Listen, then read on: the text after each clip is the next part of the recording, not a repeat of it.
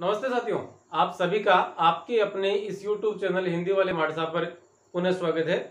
हम प्रतियोगी परीक्षाओं के लिए तथा कक्षा 9 और 10 में के पाठ्यक्रम में शामिल संधि प्रकरण पर बात करने के लिए आपके सामने उपस्थित है। संधि प्रकरण में इससे पूर्व में 2 वीडियो जारी हो चुके हैं जिसमें स्वर संधि के विषय में बात की गई थी। स्वर संधि के 2 पार्ट। स्वर संधि का पहला पार्ट दीर्घ स्वर संधि, दीर्घ स्वर संधि और दीर्घ। देखिएगा, हिंदी भाषा की यदि वर्णमाला की आप बात करें तो कुल मिलाकर 7 वर्ण ऐसे हैं जो दीर्घ माने जाते हैं। क्या माने जाते हैं? दीर्घ माने जाते हैं। लेकिन संधि के मामले में देखा जाए या संधि के विषय में देखा जाए तो ये 3 ही वर्ण ऐसे हैं जिन्हें दीर्घ स्वर माना जाता है। तो इन दीर्घ स्वर माना जाता है। इस का निर्माण ए धन ए अथवा आ धन ए अथवा आ से होता है। यहाँ ई धन ई अथवा ई धन ई अथवा ई से ई का निर्माण होता है और ऊ की संरचना इस प्रकार से बनती है, तय होती है। ऊ या ऊ में ऊ या ऊ जुड़ेगा तो ऊ बनेगा। क्या होता है, बात करते हैं कि एक शब्द है, कोई भी शब्द, उसका पहला जो पद है, जो प्रथम पद है, ये जोड़ का निशान है, धन का निशान है। इससे पूर्व का जो प्रथम पद है, प्रथम पद और प्रथम पद का अंतिम वर्ण, बात की जाए इन दोनों में से कोई हो और ये धन का निशान आ गया और यहां से यह है द्वितीय या उत्तर पद, द्वितीय पद और प्रथम वर्ण। द्वितीय पद का प्रथम वर्ण उ या ऊ हो तो दोनों का जब आपस में मेल होगा, दोनों की जब संधि होगी, संधि का मतलब मिलान होना, जब मेल होगा तो एकादेश होगा। तो क्या होगा? एकादेश। एकादेश भी आप इसे कह सकते हैं या आप इसे दीर्घादेश भी कह सकते हैं। दीर्घादेश होगा या एकादेश होगा और एकादेश किस चीज का होगा? ऊ का होगा और ऊ की मात्रा लग जाएगी। यहाँ का जो स्वर था, इस स्वर से स्वर को निकाला हमने तो यहाँ जो व्यंजन बचा उस व्यंजन में बड़े ऊ की मात्रा लग जाएगी। इस प्रकार के कुछ शब्द हैं। हालांकि इस उदाहरण में दीर्घ स्वर संधि के इस प्रकरण में, इस पार्ट में बहुत कम शब्द ऐसे हैं जो इसके अधीन आते हैं या इसके तहत बनते हैं। हम उन्हीं की बात करेंगे। 4 प्रकार से बन सकते हैं। वो 4 चरण कौन से होंगे? उ धन उ से ऊ बनेगा, इधर उ धन ऊ से भी ऊ बनेगा। तीसरा चरण है उ धन ऊ, छोटा है जिसको हम छोटा और बड़ा ऊ कहते हैं, यहां भी ऊ बनेगा और दोनों तरफ प्रथम पद का अंतिम वर्ण और द्वितीय पद का प्रथम वर्ण दोनों ही बड़े ऊ हो या ऊ हो तो भी ऊ का ही निर्माण होता है। और हम देखते हैं प्रथम पद के अनुसार इस पहले वाले उदाहरण, पहले वाले नियम के उदाहरण देखते हैं। जैसे एक तो है भानु धन उदय। भानु धन उदय से अब यहां देखिएगा क्या हुआ, भा अलग निकाल लिया, ने हमने अलग निकाल दिया और ने से ऊ, छोटा ऊ अलग हो गया, धन का निशान, जोड़ का निशान आ गया और आगे फिर ऊ आ गया, ये वाला ले लिया और आगे फिर दे और ये दोनों एक साथ लिख रहे। आप समझ सकते हैं इस बात को। यहां ऊ और ऊ के मिलने से क्या बन रहा है? बड़ा ऊ। आप यहां बड़ा ऊ बना देंगे। यहां देखेंगे भा धन ने, हलंत वाला आधा ने है, फिर ऊ, फिर दे और फिर ये। अब इस बड़े ऊ की मात्रा ने में लग जाएगी। ने में लगने से क्या हो जाएगा? भा आ गया, ने में बड़े ऊ की मात्रा लगेगी, नू बन गया और उसके बाद में दे और शब्द हमारा बन गया भानुदय। तो इस प्रकार से और ये संधि काम करती है। देखते हैं पहला उदाहरण हो गया इसका।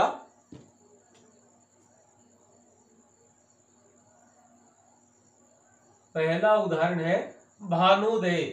उसके बाद आप देखें, हालांकि भानु से और भी शब्द बनते हैं लेकिन वो इन आगे वाले नियमों के तहत आएंगे, वो दूसरे वाले नियम में हम पढ़ेंगे।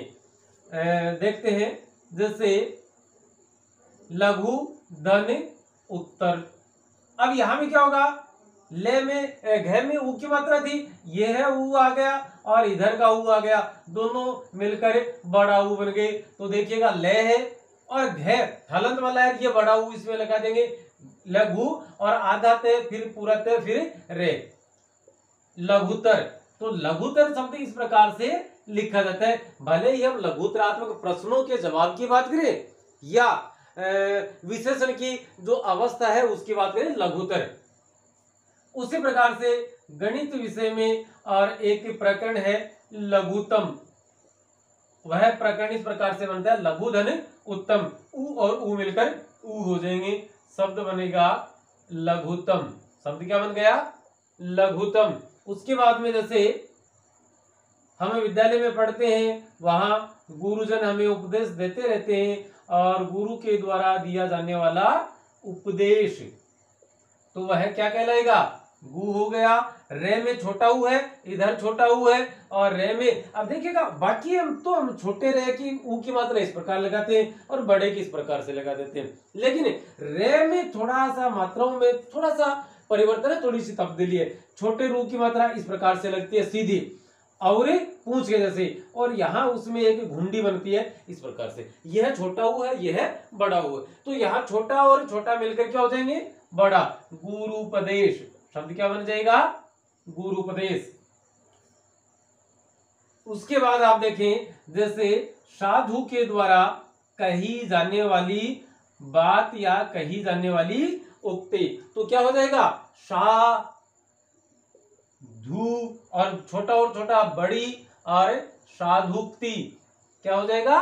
साधुक्ति। और साधुक्ति के पश्चात आप एक उदाहरण और देखें, जैसे आता है ना कि भारत 1947 में आजाद हुआ और प्रथम सरकार बनी, चुनी गई, उसके बाद और उस समय की तत्कालीन सरकार ने और निर्णय लिया कि हम एक मिलीजुली अर्थव्यवस्था अपनाएंगे और 5-5 वर्ष के छोटे टर्म के प्लान बनाएंगे और उन प्लानों के माध्यम से देश को विकास की राह पर डालेंगे। तो बहु उद्देश्य वाली या नदी घाटी परियोजनाएं जो होती हैं बहुउद्देश्य होती है, उनका भी उद्देश्य बहुत है। उनमें जल पेयजल है, सिंचाई है, मछली पालन है, बिजली का उत्पादन है ना। तो इस प्रकार से एक से ज्यादा जहां उद्देश्य हो, इस बहु का अर्थ है। देखिएगा बहु भी 2 प्रकार की होती है, ये तो बहु है और यह बहु है। ये तो इस बहु का अर्थ तो है बहुत, और इस बहु का अर्थ है वधु। अरे आपके लिए भाषा में कहा तो बीननी और बीननी निकले। अब बात आप कर ले वहां आगे, तो बहु उद्देश्य ना पर जोड़ से तो शब्द के जैसी शब्द हमारा बन जाएगा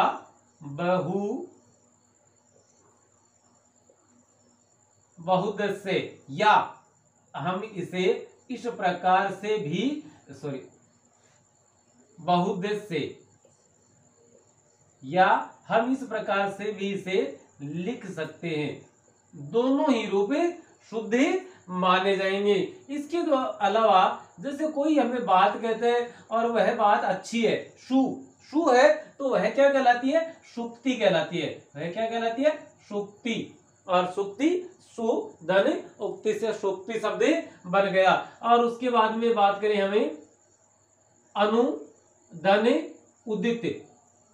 अनु का अर्थ होता है अनुकरण करना, और उदित का मतलब जागृत होना या बनना, निर्माण होना या उससे बनाया जाना। तो अनुदित शब्द जो है वह शब्द तो इस प्रकार से बन जाएगा अनुदित, और इसका अर्थ होता है किसी एक भाषा में लिखी गई रचना का दूसरी भाषा में रूपांतरण करना, उसका लिप्यांतरण करना, लिपि धन अंतरण करना।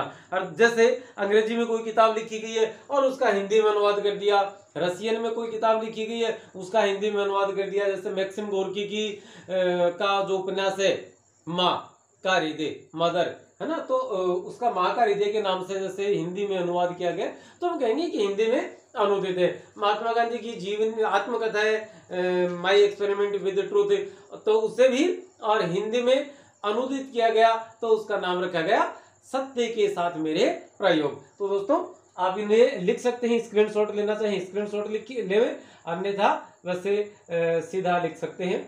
और अब हमें दूसरे प्रकरण पर बात करेंगे। ये जो दूसरा उदाहरण आपके सामने है, इस पे दूसरे नियम के तहत जो उदाहरण बन रहे हैं उन पर हम बात करेंगे। तो वहां बात करने के लिए हमारे पास और नियम है कि पहले छोटा ऊ हो उसके बाद में बड़ा ऊ हो। तो उसी से हम भानु शब्द से ही शुरू करते हैं। भानुधनी ऊर्जा। अब यहां क्या होगा, भा ने अलग हो गया, इधर छोटा ऊ है, सामने बड़ा ऊ आ गया और रजा ये आ गया। यहां देखेंगे छोटा और बड़ा मिलकर भी क्या बन रहे हैं, ऊ, ये बन गया।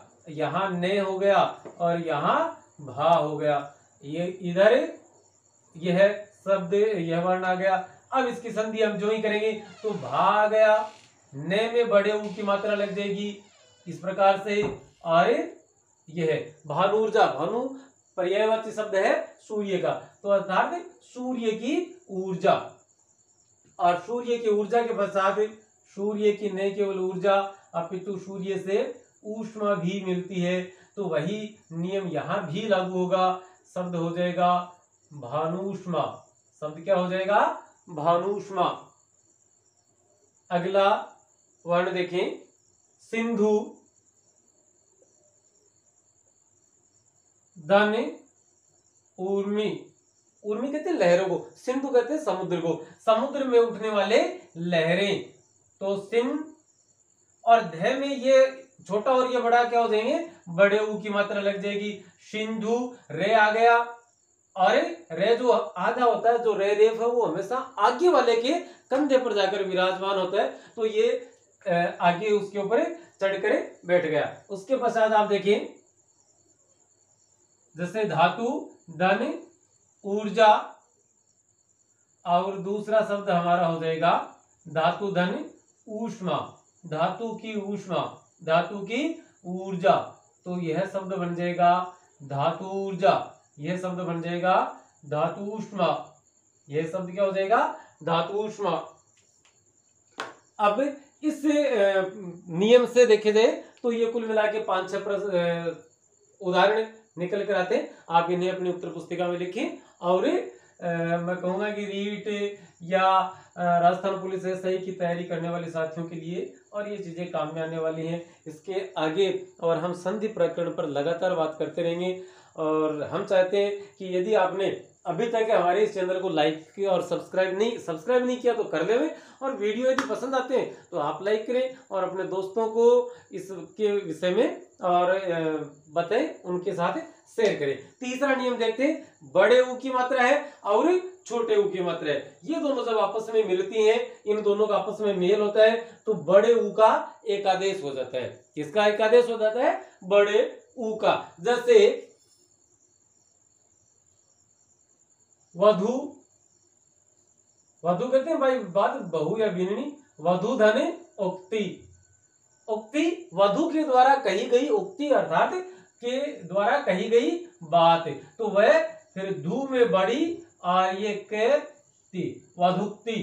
जैसे भू शब्द आ गया और भू का हमने, भू का अर्थ होता पृथ्वी, तो भू का उत्थान करना है तो शब्द क्या बन जाएगा, भूत्थान।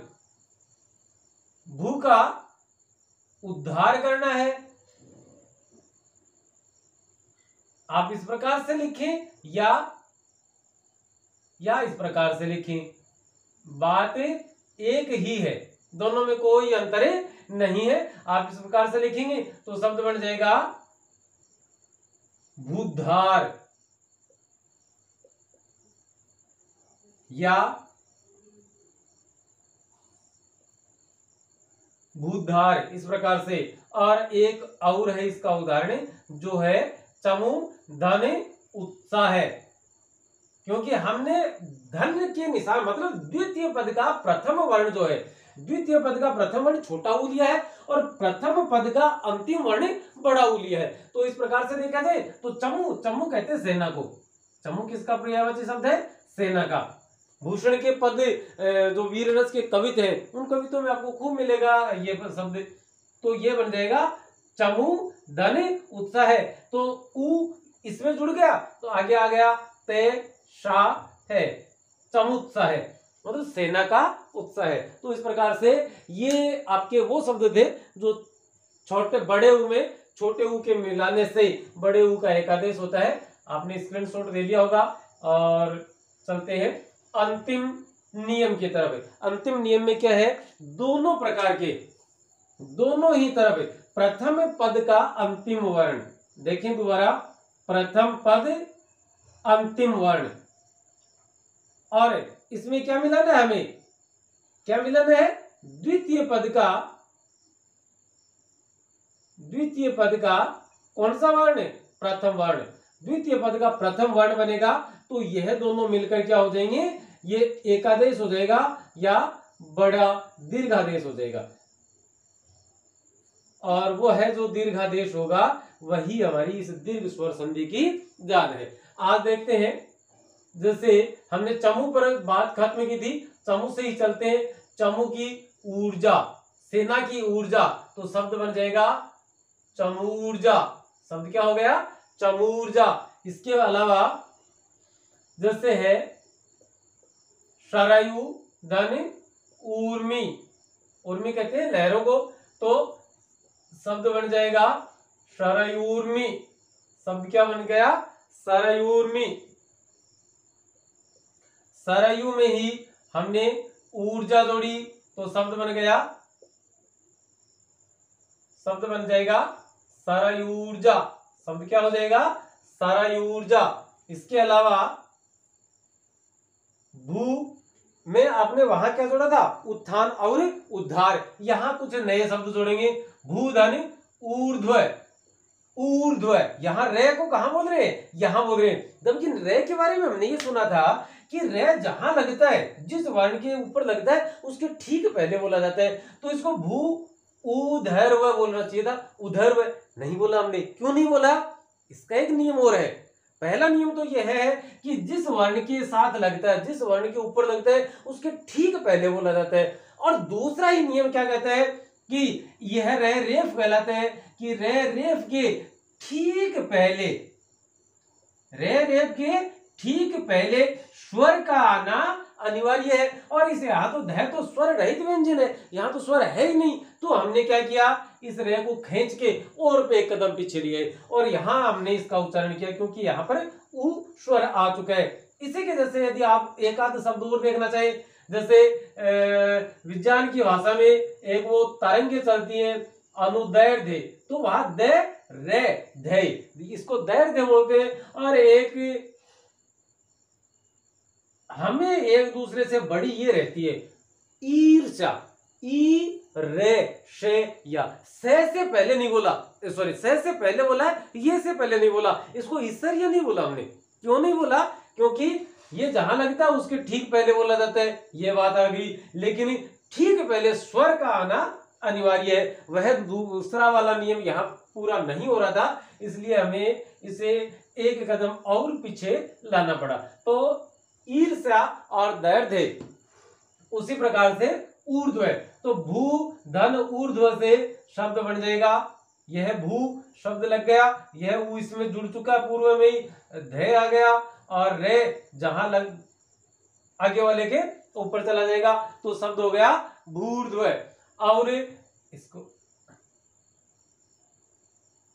अब जैसे भू से ऊर्जित, मतलब भू की पृथ्वी की ऊर्जा से जो ऊर्जित है वह है, मतलब उसकी ऊर्जा संपन्न, तो भूर्जित।